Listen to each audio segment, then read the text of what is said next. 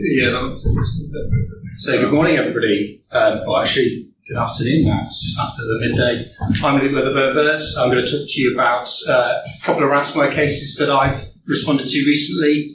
Forgive the title, I'm terrible, so I asked ChatGPT to make it for me. So who am I? So my name's Luke. I'm a principal consultant at Unit 42. It's part of Palo Alto Networks. My history is pretty much in SecOps and incident response. I've been doing it now for about 15 years. Couple of certs, but you learn so much more on the job. A bit of a diverse background, working in customer side, internal teams, and then moving into the dark world of consultancy. So I'm going to start off with a little bit about ransomware groups. I'm sure everybody's aware. So I'm going to hazard a guess, has anybody in the room dealt with enterprise ransomware? That's not encryption of a single box. Been a victim of or responded to. On one hand, well, there's got to be more than that. So, these groups, they are financially driven. They want to make money. They want to disrupt, they want to extort, and they want to essentially get a payday. That is not always true. They are also used as a distraction for more sophisticated attacks, more espionage. Yes, it's on the lower scale, but don't always assume when you're responding to a ransomware attack that was the only goal. So, especially when certain nation APT groups are interested in your intellectual property, they often finish their intrusion with a ransomware attack to do essentially quick and easy anti-forensics. So this is just we've got a blog and a report out that's a good read. Don't think it's behind a marketing wall, that's a good read if you want to understand ransomware groups. We have seen a bit of a trend on the extortion tactics. Last year, I can't off the top of my head, the amount of actual extortion incidents that we responded to at Unit 42 was more than where ones that had encryption. So just stealing companies' data and then extorting them, releasing that. That is often, we see that in most encryption. The threat of denial of services to encourage organizations to talk and pay the ransom, and then ultimately harassment of company, employees, customers. So that is a trend that we're seeing. It's quite common in most of the prevalent ransomware groups. They change their name every exit scam, and then a few months later, another entity will come up with very similar TTPs to, say, Alfie. We've seen Ransom Hub, who were an affiliate of Alfie, coming out, and it's something that we're seeing a lot. So, 2 case studies I'm going to talk to you today.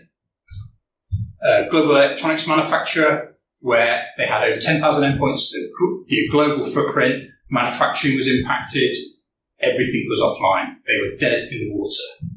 All their backups were gone, all survey frauds. They were hemorrhaging money. They were in a bad way. So they picked up the phone to see if we could help. Second case study I'm going to talk about is a regional healthcare service. I say regional, it was hospitals, healthcare centres, doctors within the European Union. All clinical services were gone. The employees couldn't log into their workstations, and it's about 4,000 endpoints impacted. Massive impact to that region. They had no clinical services. They were down. So that the impacts of ransomware affects us all, whether you work in IT or tech. These are big deals. So that was a case that I run solely. I was the incident lead, and on the global electronics manufacturer, we were part of a follow the sun methodology where I ran the EMEA time zone. So first case study. What we do, we need to understand what has happened, what has already been performed. So unfortunately, in my case in consultancy, we come in a week, 2 weeks after the actual impact of the incident. So we need to know what actually is impacted, what is offline, what have you got available, what's your security tools, what's your logging, and ultimately find out what the impact is. This organisation is losing over $1 million a day. They weren't just affecting themselves, they had global knock-on effects within the global supply chain for some rather large manufacturers who had to delay new products coming out.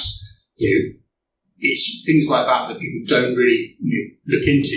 This was a massive incident that a company that I personally had never heard of, but they had so much scale, and the supply chain is really important to understand what that is, what effect that has on your business. So this organisation being knocked out had a massive effect on hundreds of businesses globally, not just themselves. They were a makeup of lots of acquisitions, so they like to buy organisations, merge them into their corporate network, no real due diligence, linking in a network. They had admitted that they had bought an organisation, linked them and found out they had a ransomware attack previous 3 months before buying them. So it's doing that due diligence when you're on, if you're on a customer internal team, when you hear that they're going to link your corporate network with a new acquisition. So be very careful. But everything was fine. I'm not going to apologise. I like memes, so there's a few in my slides. The organisation operationally, they were running around with their hair on fire, but security teams, they thought, get to their backups and turn everything back on. When they went to their backups, we can't access our backups. So what we had to do for them is unturn every stone, look at what they've got, what we can utilise to help bring them back online, but also understand how the threat actor got in. So what would you do next after you've had your scope pulled? If you found backups, would you recover? Would you perform an investigation? Would you just forget that, just rebuild and go on a merry way? Or talk to the ransomware group? These are some of the decisions that have to be made very early on. I also like to caveat, negotiating with a ransomware actor does not mean you're going to pay them. That is very important. Out of curiosity, would anybody here, would they negotiate with a ransomware group?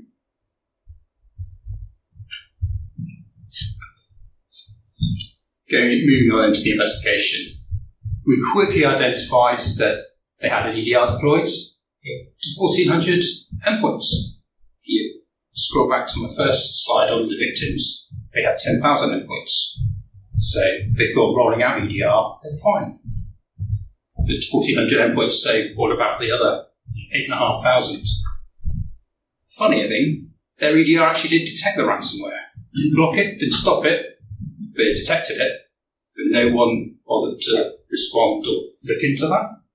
We saw massive gaps in their coverage, not just on EDR, in networking, complete network segments that they didn't even know about. So what we needed to do, we needed to get our technology so we can get that visibility of as much as we can, enable us to collect forensic artifacts, so we can actually see what the hell's going on. This quickly identified 6 hosts. Obviously, we looked at the ones that their existing EDR detected ransomware, followed the breadcrumbs. But this identified 6 hosts that had some strange, weird files that originated from Teams. Teams in June of last year had a nice little, I don't like the term vulnerability, but by default, external organisations could contact other business organisation tenants. And this was a bit of a problem for not just this organisation, but for a lot of organisations running Teams. So when we looked into it, lo and behold, we saw an external message from Teams, supposedly from the CEO, saying, what was the buzzword last? Macroeconomic situation. So they would do some downscaling. Obviously, employees are going to be a lot worried about their jobs, so they're going to download the zip, important company changes, have a look to see if they're impacted. The issue with this type of phishing is, from a traditional email phish, security teams, I'm sure a lot of you are well versed in, you can purge those emails from mailboxes. You can't purge this easily. You try, or you have to ask the users to do it themselves. I know of multiple organisations reporting this, getting the tenant information from the external message, reporting this to Microsoft. It was just, it sat there, hundreds, if not thousands of users, teams, just waiting to be detonated. So that was a real issue. What was in this zip file? So we looked at the 6 hosts. They all had the important company changes to the zip. They downloaded to their downloads folder. Let's take a look. So we had a look in it. It's in Excel. Actually, no, it's not. It's a shortcut. So, but to the most normal user, they don't know. So they'll go, oh, okay, I just got to open up something else. Actually, what that shortcut and what's hidden is a JavaScript file that shortcut calls, which in fact is in code base 64,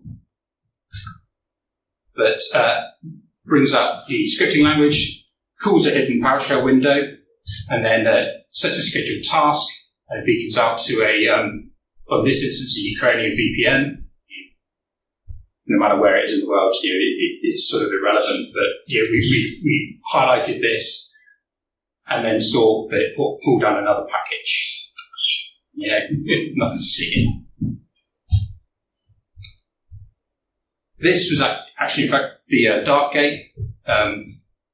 We put a blog. There was a number of different variants that were released around the same time. Some were VBS scripts, some PowerShell, others were PowerShell. So if you want to have a look at the different variants, the blog's linked there. But ultimately, this is how the access broker got a foothold within the organisation. So once they've done that, they need to maintain their persistence, find credentials, have a little explore. The organisation helped them because all their users have local administrators on their accounts. So they ran Mimikatz, didn't even hide it. That's how brazen they were. It was, I don't know if it's the vanilla version you could download yourselves, but it was called Mimikatz, which how that didn't get stopped. They quickly found domain administrator privilege because the hygiene of the organisation, like I said, they were lots of smaller organisations essentially munged together. So there was hundreds of domain administrator accounts, and they quickly elevated to that. They used Cobalt Strike to move laterally within the environment, and the first thing they went to was the backups. They started destroying what they could, deleting, so that essentially they knew the organisation could not recover quickly or easily. Then they went straight to all the file servers. They used Arclone to exfiltrate all that data. It was, this was hours, but just give them an offsite backup.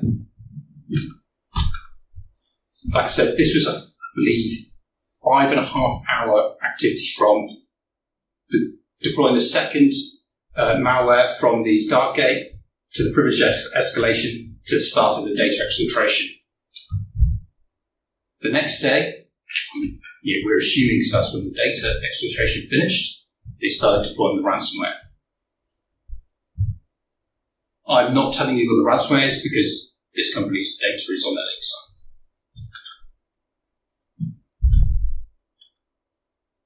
That's it. It started propagating, flat networks helpless, and they started instantly seeing impacts to their organisation. Manufacturing stopped, turning things off to protect some systems. So it wasn't totally the ransomware that impacted them. They were safeguarding some of their OT environment because guess what? It was connected to their IT. To contain them. So we needed to ensure that threat actor was not still in the environment. So when we enact the eradication plan, so we can do a secure recovery, they don't come back in and destroy even more. We knew this would not be quick, so we needed to get with all their IT team to understand what they had access to, what we could utilise to help the recovery whilst we build in a safe, clean, isolated environment, and what were the priority services, the minimum viable business to get them back online, manufacturing, so they can sort of function as a company. But we need to buy time for that because we didn't know where the threat actor was because their network was so dispersed. Pretty much zero logging available to us. We were having to do a lot of dead box forensics, a lot of triage analysis. This is where we started thinking, right, we need to talk to the threat actor, try and buy us some time because they had a counter going for the leak. So we entered the negotiations, and like I said earlier, that does not mean we were paying. We were purporting that we were interested in paying, but essentially what we were trying to do is buy time. Sometimes we get some intel nuggets from the threat actor because they give away information. On some cases, the threat actor said, "Oh, by the way, we didn't exfiltrate any data." We proved that via the logs, and that was another. That's why it's so important when you do enter into negotiations to document what you're saying and what you're doing with the threat actor, because some of the information they share is gold dust. So we went into the cat and mouse of, yes, we're going to pay. That the figure that you gave was not. We can't do that. What have you got? Proof of life. So we needed to go through that. Proof of life service to essentially, and also say, by the way, can you stop the timer? So they, and they did. They gave us a week before they restart the timer, so we can then gather intel and help inform the recovery. So when they do recover the services, it's in a safe and secure manner. So it's negotiating. So cheesy thing means, but negotiation provided us some really important information. They gave us a file tree. We corroborated that with our evidence. So another caveat when you're doing negotiations, don't always trust what they say. I've seen a number of their IR reports that they give out at the back end of when payments have been made. They're generally about 4 or 5 bullet points, MFA, and things like that. So what we need to do, proof of life, delay that release, and try and eke out of them what they had access to, how much impact they've done. So that is what the dialogue. I didn't do the negotiations, so I'm not a negotiator. One of our negotiators did perform that, and feeding that information in back to us and to the incident command, so we can inform our investigation and our containment plan. Whilst we're doing this negotiation, we found a network the client didn't know about, and also we found some Azure backups that they didn't know about. So what we could do is start getting those and seeing what information, what was in these backups, to see if that would help us. There was some key information, documents that they thought was lost. So that changes the client's mindset as well of actually, maybe we don't need to pay if we get to it. Those sorts of things. So that delay tactic enabled us to find information that they didn't even know about. Because when this happens, they were running around with their hair on fire. They just didn't know what was what. So we validated those backups, looked at them, rebuilt them. The whole recovery took 45 days. That wasn't every service. That was just their key services. So it's just important that actually, when you enter negotiations with the threat actor, that doesn't mean you're going to pay. There is different jurisdictions and laws. You have to inform regulatory authorities in some jurisdictions. And in the US, it's FinSec. If you're thinking about entering into negotiations, you have to disclose. If you have North American colleagues, on the engagement, but it's that it gave us that time and that delay from their data being leaked and released by the threat actor to uncover some more backups, help contain, essentially eradicate the threat actor from the environment, and ensure that when we rebuild and recover, that they are in the safest possible manner. So sometimes negotiation is on the table where a lot of organisations are like, no, do not talk to the threat actor. It can bring out some real good intel nuggets. Moving on to the healthcare service. Again, we need to know what the hell was going on. What was the impact? All their clinical services were offline. They obviously had some functionality, so emergency care could still be performed because of the processes they had in place. They weren't reliant on IT for that, but all non-urgent care was cancelled. The issue was that none of the users could log in. essentially when the threat actor, after they detonated the ransomware, they changed everybody's password. They locked everybody out. And this was impacting everybody, all their satellite sites. Again, they didn't have very good visibility. They didn't know what was what when we were talking to them on the scoping call. But that, it was serious impact for this region. It was at government level. It was top priority. They were flying people in from the mainland to help from the government side. But again, it was because of the nature of the culture, it was very relaxed and everything's okay. Again, what would you do? They didn't have any, what we call Veeam or backups, but they did have tape backups. So we got them to enact that. They'd never tested it, so we thought they were going to fail. So we started off that process as soon as we were early. They took the decision from a governmental level they were not going to negotiate with the threat actor.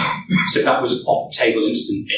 So we had to change our mindset. We went, okay, we'll monitor the leak site for any drop of the organisation name. They weren't mentioned in the leak site.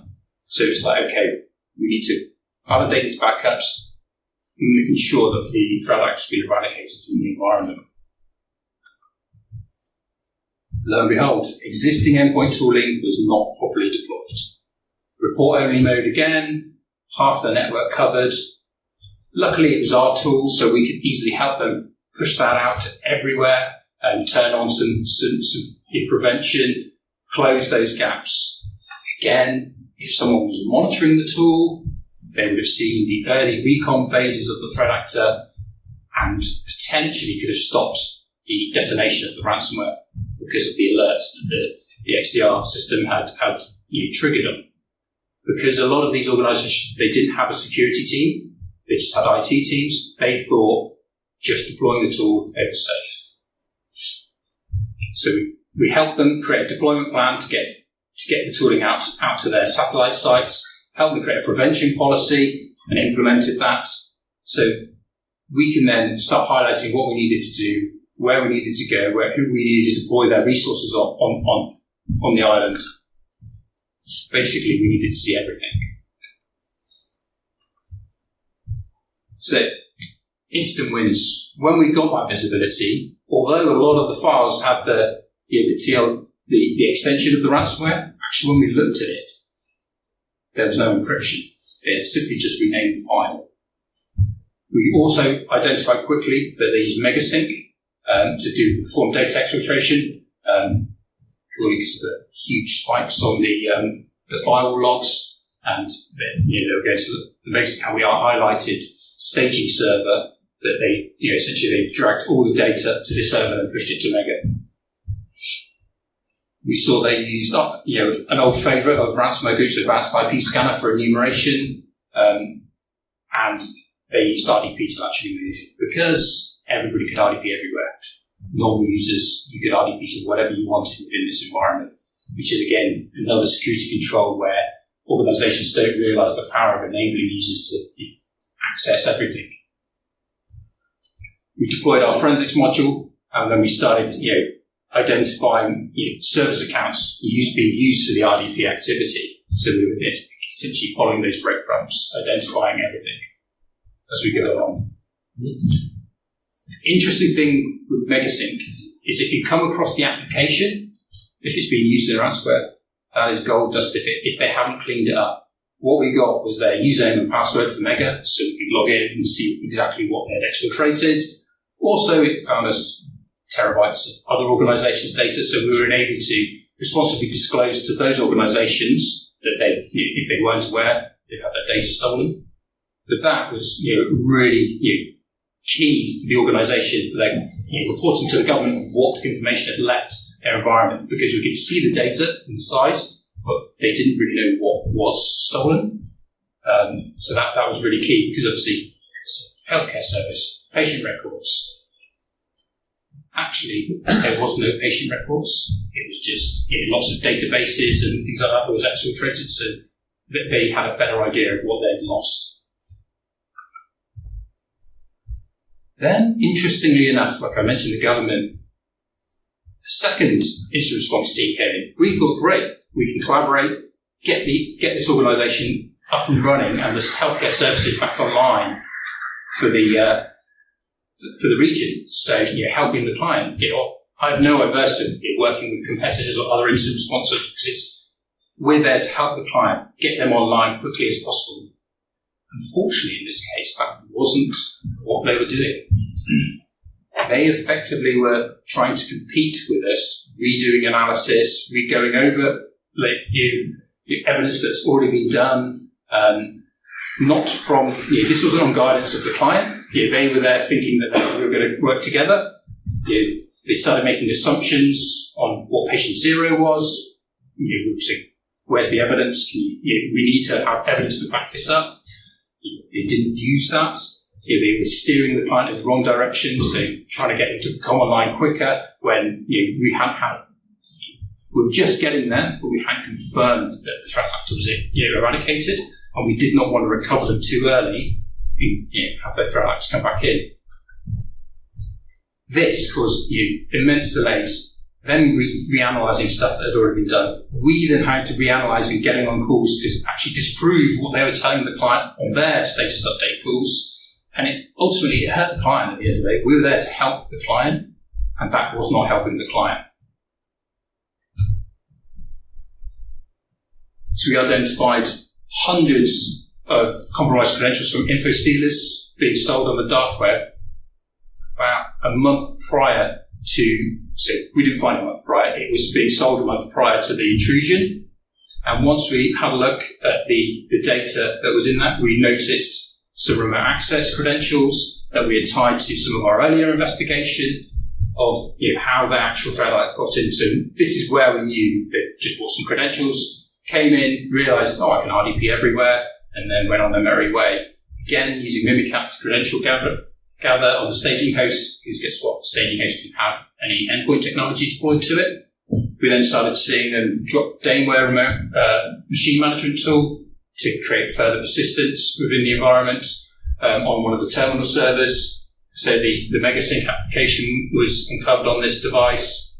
It was identifying what data they had touched, what they brought in to the environment. And luckily, this host was a treasure trove. That's all they used. They used it as their pivot point to RDP everywhere in the environment because they could.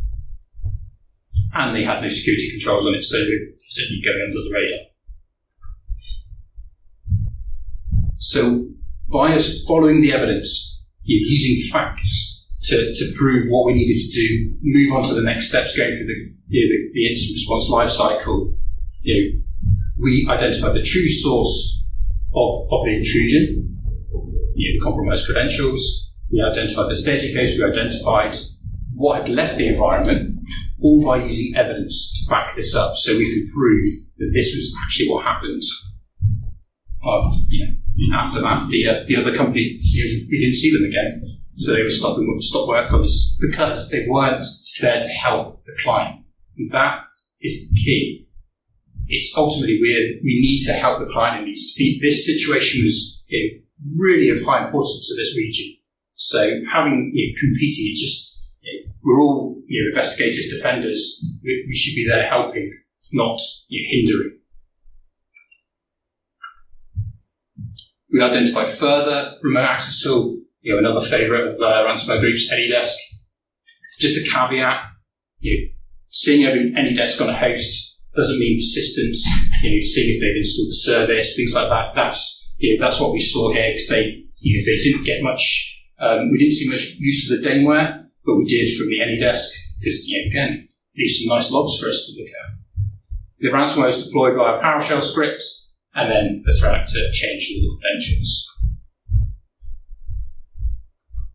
So, and they excluded all these file extensions because essentially they didn't want to kill the devices. They wanted to, essentially they deployed the ransomware via the interactive message on the logon screen, so every user knew that they'd been impacted by ransomware.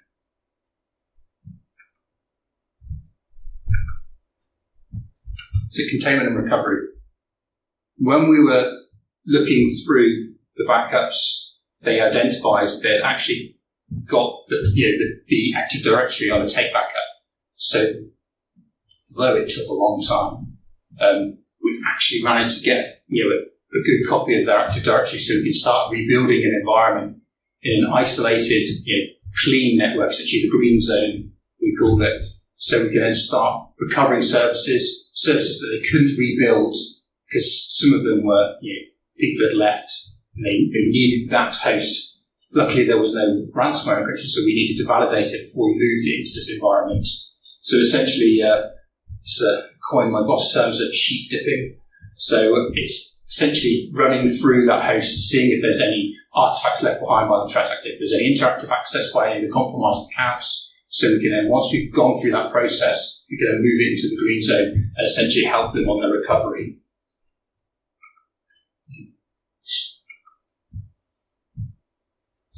When we're in the recovery phase, we identified that impact. So that investigation to eradication was about a 10-day process.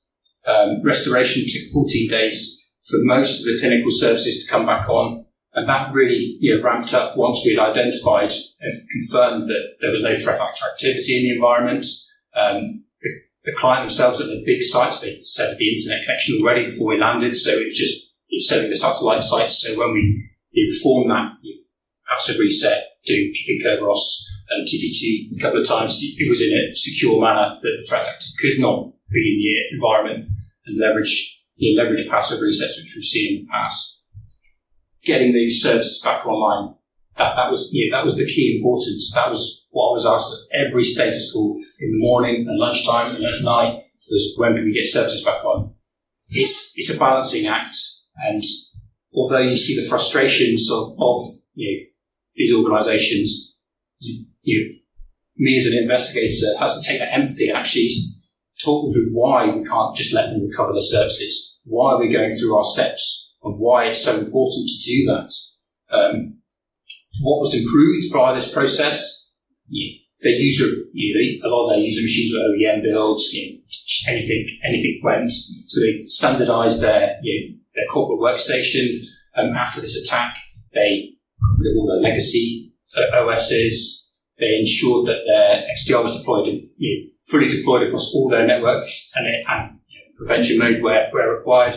They also realised that having it deployed was not the reason, so they brought in the 24/7 managed detection and response service, so they had the eyes on glass coverage. So when, if this happens again to them, they can actually respond quicker themselves and not have to wait for people like myself and my colleagues to help them out again.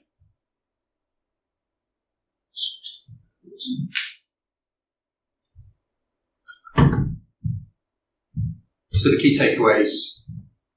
Both cases, they had poor security coverage. They made the assumption of, we've got advanced tools. We're covered, we're fine.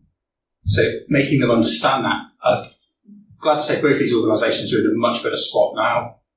After they take security seriously. Again, remote access, privileged access, no MFA, flat networks, RDP to everything. Those sorts of things. By telling them through the dangers, and because they are the victim, they now understood why people have been telling them for years they needed to rectify and remediate this. Like I said, they take it seriously now. So some of these tools, like we get hung up on, it's still important, but when they were going through this, what we noticed is they wanted to make detections. Well, we need to find mimikatz. We need to find any of this. It's like, you need to look for the procedure, the tactic, the TTP, not just else you'll have like a million rules. So it's just trying to tell them not to get hung up on the tooling, because threat actors like to change their tooling. So it's just to tell them they're important, don't get hung up on them. Focus on the tactics. Look out for MFA bombing.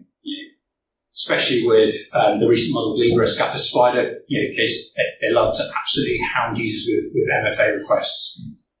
Monitor for new MFA enrollment, those sorts of things that we've seen to bypass these secure controls that we're telling organisations to implement. Ensure your tooling is deployed fully and you've got that visibility. I've said it so many times throughout my career, you can't catch what you can't see. So you need to ensure your tools that you spend a lot of money on are deployed adequately for you so you can then do that response. So what I want internal teams and other consultancies, whatever, to take away from this is defense in depth is a really good strategy, multiple layers of security controls, essentially putting roadblocks to stop the threat actor getting that access as quickly as possible. Like I said, it was 5.5 hours the first case study for them to get domain admin. I've seen it quicker. You think about the zero trust model. It's not a silver bullet. It's a program. You can't just buy zero trust. It's a journey. Preparedness for an incident. Often not. When they say we've got an incident response plan, the first time they're enacting it is when we're on the phone to them on the scoping call, or they don't have one. Yes, it's great having a plan, but please test your plans. Make sure they're adequate for your organisation. I think there was a talk earlier, incidentresponse.com have got playbooks that you can pick up and mould to your organisation. NCSC have got some really good information. Exercising your teams, exercise in a box is available so you can then tailor that to what you need before you go out to your partners to help test with a third party to ensure your controls and your processes are adequate. It is really important to continuously review and improve. I think you mentioned in the talk earlier backups. Those people who've got backups, do they test them? Do they actually test the work? Doing that testing is really important. So when you're in crisis mode and you haven't tested your plan, I can guarantee you it will not work.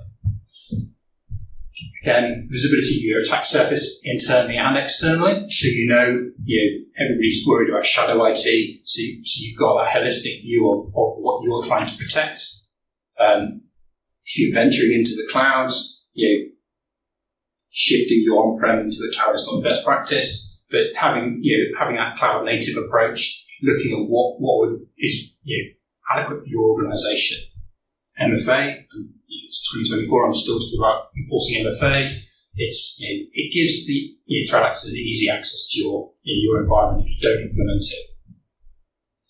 Like I said earlier, local administration on accounts. I've seen domain administrators surfing the internet, reading their emails with that privilege. Use that least privilege. There's PIN, things like that. You can leverage intelligence. Utilising intelligence, good intelligence, don't just ingest all the open source feeds and think, I'm covering threat intelligence. You've got to make sure it's adequate for your organisation, else you'll just overwhelm your security teams with pointless alerting that essentially hinder and impact your teams. That's from our report. That I know is not behind a marketing wall, so you can go and read our report from our thousands of cases that we responded to from 2023 to 2024. Thank you. Any questions? I know I've spoken more.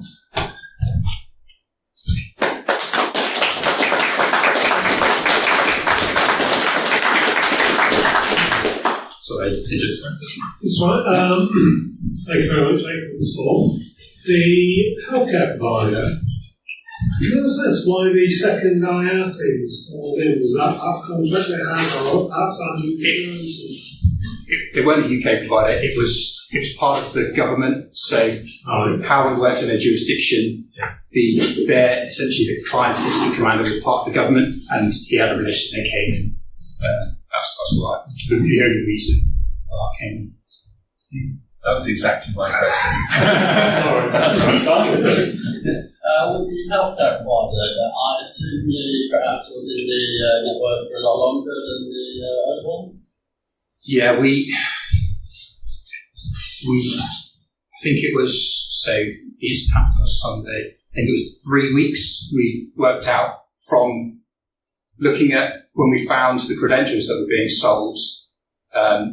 They were then dumped a week after the auction, and then we saw some activity luckily in the logs that we could get. We saw some strange activity from that user account. So it's about 3 weeks, but from the actual staging of tools, that was very, very quick. They didn't really they test their access and then laid dormant for a couple of months. this is probably going to sound a bit funny, but looking at your key takeaways, most of those are basic security and hygiene. Absolutely. Why, in your experience, incident response, are you seeing things that people have been told since I started building firewalls in the mid-90s? Like I say, it's just from what we've seen from the global cases that we respond to, and I agree, they are basic security principles. They're foundational. What we need to do at the start, and a lot of the issues is mergers and acquisitions. Especially in the private sector, of buying an organisation and just rapidly pushing them into their environment. They don't know what is in, what's enabled. And they just don't know, talking to a lot of security teams, they're small teams, they just don't have that visibility, low budgets. And that is why we've pushed out as our 8 tech is. I agree that fundamental basics, but we're still seeing it. So that's why we're pushing it out. If I were to rephrase that, what you're saying is poor identification assets, poor protection strategy, poor detection coverage, leading to an inability to recover. Yeah, absolutely. We work with a lot of mature organisations that have this well and proactively, and we don't do a lot of reactive work with them. So because these basics, and that's especially ransomware groups, that is what they're going to go for the low-hanging fruit. So it's easy. If it gets too difficult, let's move on and get the next one. Especially with the access broker ecosystem.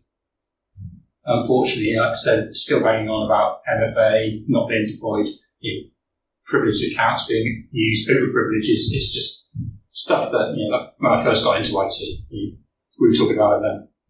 Yeah, that's right. I've been doing the same thing for nearly the last 30 years. It's interesting that it's still the main tool. Still ruins my weekends and what it does. So. Questions? So you mentioned at the beginning, you're seeing ransomware actors pivot away from the traditional kind of withheld access to the data to other forms of extortion. What's the most interesting or nefarious and disturbing threat you've seen in a ransomware actor? I've not seen it in my cases personally, but I know of other cases where they start harassing the users, especially when it's medical and things like that. That's where when they're harassing the actual customers with their release of medical documents. I think that's a low blow. And then these criminal groups, they have no morals. They say that they go after healthcare, but that's I lost count of the amount of healthcare organisations I've done ransomware response to. But that's probably the worst. I've seen more just they're stealing the data. They're trying to extort money out of the organisation. The interesting one with, say, Alfie when they went to the SEC, things like that. That's what I thought was quite comical because they had to report them. The organisation, they couldn't sweep it under the rug. But I think it's when they go out to the actual end customers of the impacted organisations. I think that's the worst. Do you think that the switch from encryption to extortion is to get the best stance for negotiating tactics? Possibly, but they just realised that actually they get the same with less effort from themselves by just purely stealing the data. It's definitely, we see themes like I'm seeing more exfiltration and encryption again now on the cases that we're working on. But definitely last year we saw just a lot of pure extortion cases. Because they know that's the value to the, especially to the corpus, is the data. Do you think the fact that technology has an impact on that because there's been terms of people are now putting their backups on different networks with different authentication or ransomware? Yeah, we've definitely seen a drop off in payments because of better backup strategies in organisations, and that's where I think threat actors have realised and they've pivoted again to do these other extortion tactics because ultimately they want to get paid. So if they're just purely encrypting the data and people got good backups, then there's no incentive for them to pay. So that's why they steal the data and start harassing them. I've not seen many DDoS attacks personally in my cases. I've seen them threaten it when they get irate with lack of payment, but I've never seen it in action. Any more questions? Oh, one more. Do you see any actors locally trying to deny access to since Absolutely. Mobilely, the Scat Spider, they were, I've worked a number of their cases. They love to get control of the security tools. On a couple of cases, they like to mark their alerts as false positive security testing. No EDR. They love getting access to EDRs because of the command line option. We've seen domain admin accounts created for either the command line option because of the privileges EDR technologies get. But let's say if they have enough time in the network, they'll go after that to try and hide their tracks. It's definitely we've seen so, which is why MFA, least privilege, and how you access your security tools is important as well. That's lunch. It's fine. Thank you very much.